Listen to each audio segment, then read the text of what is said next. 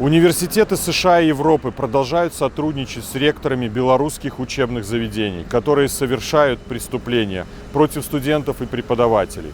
В пятницу, 16 июля, в Минске будет оглашен приговор 12 студентам. Алана, Вика, Глеб, Егор, Илья, Кася, Ксюша, Маша, Настя, Ольга, Таня и Яна находятся в тюрьме за преступления, которых они не совершали.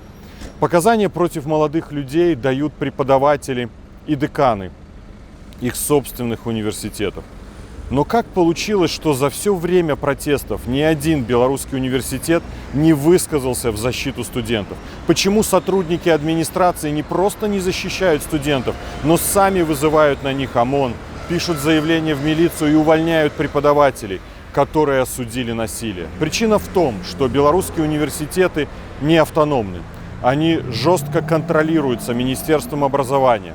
В администрации есть специальная должность проректора по безопасности и кадрам, на которую назначаются сотрудники силовых структур, а ректоров согласует непосредственно Лукашенко. Белорусские университеты сегодня прямое продолжение репрессивной машины.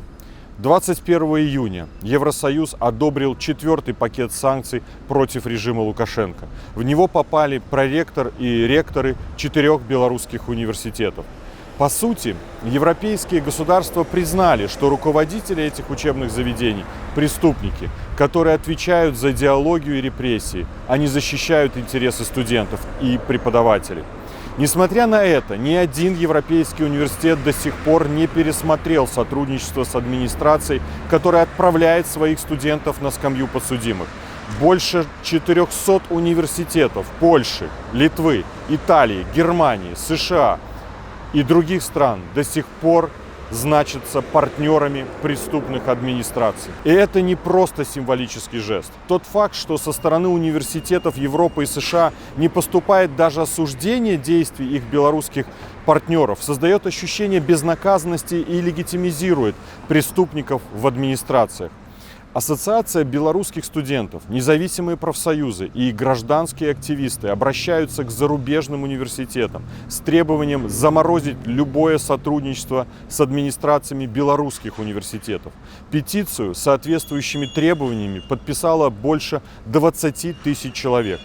Призываю ректоров университетов со всего мира, министров образования и все академическое сообщество не оставаться в стороне и защитить студентов и преподавателей Беларуси. Если вы представляете любой зарубежный университет или студенческую организацию, свяжитесь с проектом «Честный университет» через почту, которую вы увидите на экране, и вам расскажут, как именно вы можете поддержать академическое сообщество Беларуси.